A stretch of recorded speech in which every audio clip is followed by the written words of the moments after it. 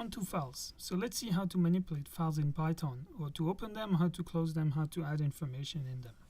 So I'm now here in a folder that contains two files, iofile.py and data.txt.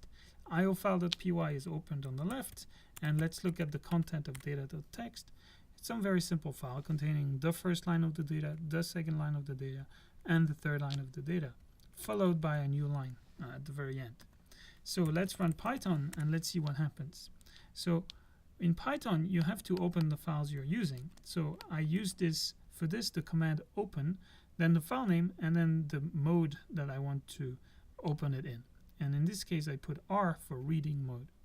And this creates a new file descriptor object, and I'll assign the variable name file descriptor, I'll bind it to that object.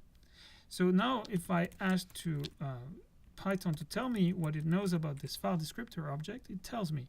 And I can also access the attributes more directly with name and mode. So you see here the name and the mode. Okay, so the goal is to read the data. That's why we open it in reading mode.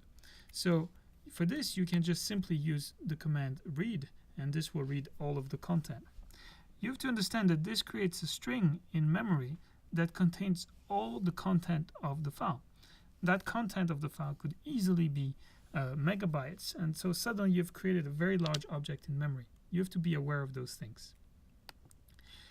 Okay, so if I have read, I move forward in the file. So you have to imagine that there is a pointer, your finger, let's say, that points at where you have read so far.